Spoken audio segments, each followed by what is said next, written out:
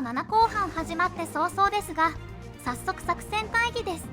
つっても前回の簡単なおさらいと今回やることの確認をするだけだに。前回はこの範囲の突撃集団や増援の対処をしていました。特に上のドラゴンナイトたちにはリズの祈りとかロンクーの必殺とかで運勝負で苦しめられただ。もう突撃するドラゴンナイトはみんな倒しただよ。この青丸のところにはルフレを置いて歩兵の足止めをやってもらってるだ。前編終了時にもまだ少し歩兵がいるので、ルフレにはもう少し足止めしてもらいます。その歩兵を倒したらボス含む5体のドラゴンナイト集団を倒す予定です。この5体は1体の攻撃範囲に入ると全員が連動して動き始める方だいな。だもんで少しは誘導方法とか考えるといいかもしれんな。特にボスのアリオは間接攻撃もできるトマホークを持ってるから注意だに。最後にこの辺りに歩兵が残るので、これを倒せば終了です。この週はケイシとダークマージだもんで楽勝だら。こんな感じで今回は進行する予定です。それじゃあ本編に行くだよ。というわけで、前回押し寄せる増援ドラゴンナイトを撃退したところから始まります。今やってるのは後処理みたいなもんだから、前回できなかったリヒトの解説をアイロンちゃんにお願いしたいだ。リヒトは前回の冒頭でマリアベルを救出した少年ですね。クロム自警団の見習いという立場や彼自身の姿もあったりして、子供扱いされるのを嫌っています。本性でこっそりクロムについてきたのも、大人たちに認めてもらいたいという気持ちがあったからです。ユニットとしての性能はちょっと癖が強いという印象です。まず魔導士の割に守備は伸びやすいんですが、技速さが伸びにくいです。またチェンジクルフでの転職先がアーチャー系とソシアルナイト系と魔法系から物理系になるというのも悩む点になります。なので高難易度ではちょっと育てにくいかもしれないと思います。前回紹介したマリアベルと今回紹介したリヒト、どちらもこの実況では使えないがけんどな。登場したからには紹介しないわけにはいかねえと思って機会があれば使わないユニットも紹介していきたいだ。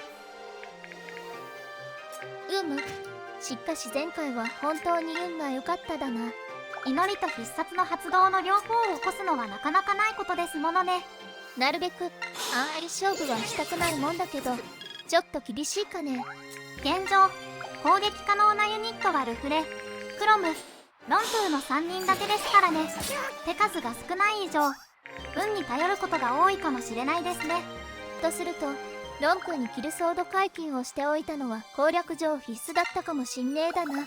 ここまでロンクーのキル系解禁だこうそうすると思いませんでした。次に使用可能ユニットが加入するのはいつになるだか。そうですね、最短では7勝になります。今回やってるのは5勝だから、少なくとも次の章までは新人はいないだな。そうなりますね。それまではこの攻撃はこの3人、回復は率に頑張ってもらうのが続きますね。さて、ようやく一本堂の歩兵を全滅させただよ。これでやっと上のドラゴンナイトを呼び込めますね。ただリズを取り手で回復させたりして手こずってたもんで少しカットするだ。まずリズをドラゴンナイトの攻撃範囲から少し外れた地点で待機させます。この位置ならいざって時にクロムやロン君が回復のために逃げることもできるだよ。そしてルフレにゲルインドを持たせて右端のドラゴンナイトの範囲に入れます。エルインドは本実況で初めて使うだな。エルインドは本性のドラゴンナイトを一撃で倒す威力になります。スマブラでは必殺の技だに。スマブラでは衝撃波って感じの技だったけんど FE の方では吹き荒れる風って印象に見えるだな。そこは格闘ゲームと RPG の風魔法の描写の違いですね。格闘ゲームなら攻撃の派手さを求めて衝撃波っぽくするのでしょう。一方で RPG は最上級魔法を派手にするためにそれまでの魔法を優しく表現するのだと思います。なるほどな。エルインドの上にはギガーインド、レクスカリバーとかあるもんな。エルインドは強めの風として描写を抑えているっつうわけだな。ここでは一旦クロムやロンクーを攻撃範囲から外しています。ボスのアーリオのトマホークが想像よりも大きくて彼らでは耐えられないと判断したためです。守備が23あるルフレでも6食らうもんな。守備がそれぞれ13、10のクロムやロンクーでは致命傷になっちまうだ。今回のボスの名はアーリオですか。イタリア語でニンニクって意味ですよね。覚醒を作ってる時、スタッフはイタリア料理でも食べてただかいな。FE は時々ボスのネーミングが変な時ありますね。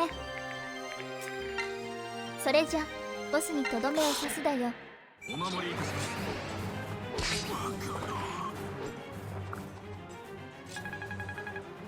レベルアップ。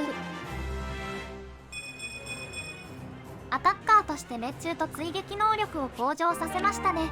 おまけにスキルカリスマも獲得しただ。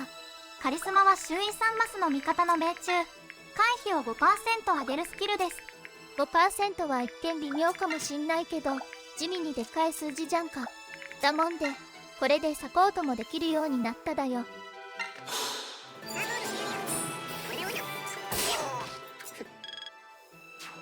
ロンクーも次にレベルアップしそうですね。ロンくんもレベルアップでスキル習得だもんで楽しみだや。このターンはルフレでドラゴンナイトを1体倒したら終了です。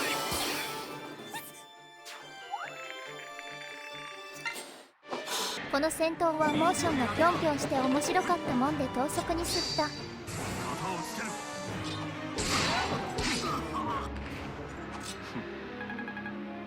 レベルアップ。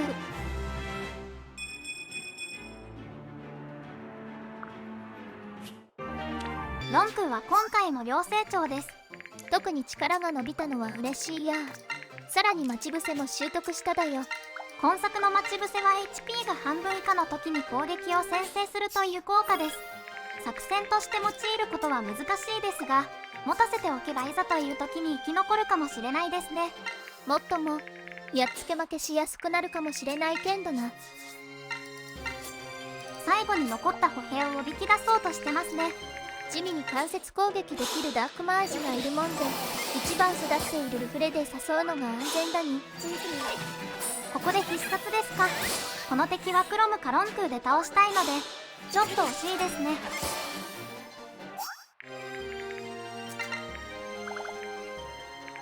あとはこの敵を倒すだけだもんでダイジェスト形式にすった。当然だ。これにて5章クリアです。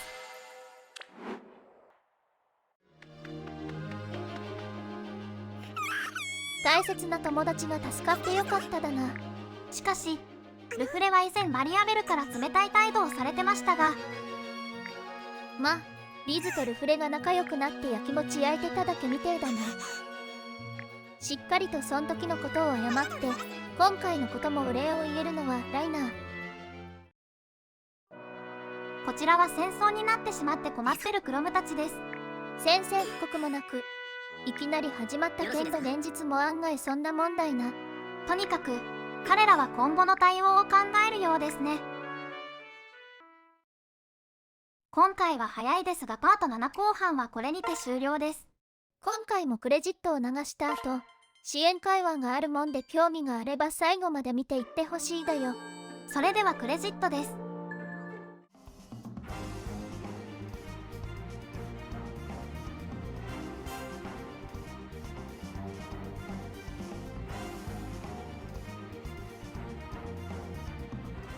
今回の支援会話はロンクーとベイク C です。回転切りから始まったけんど多分これは必殺モーションの話だと思うだ。なぜか知りませんが FE は斧を持ったユニットは回転しますよね。パッと思いつくのは GPA3 作 DS の新暗黒竜紋章も回るし風花雪月も回った気がするだ。会話の流れとしてはロンクーを古文にしたいベイクですが、古文にしたければ力ずくでやれと応じるロンクーといった感じですね。ロンクーは武術大会があるフェリア出身だからこその発言だいな。勝たせてもらうぜ。はあ。